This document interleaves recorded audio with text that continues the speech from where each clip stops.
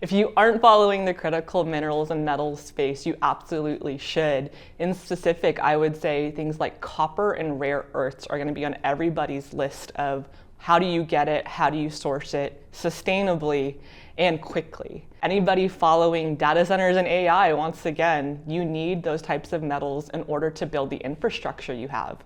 But also, we're kind of in an unprecedented time where mining companies just aren't finding the sources they used to, meaning they have to dig more rock and they actually have to do a lot more processing to get those metals you need. So from everything from your laptops to your watches to your phones, all the way up to the copper pipes and even the motors you need for things like your cars, turbines, clean electrical kind of infrastructure, these are all going to be paramount for us to be looking for in terms of sourcing.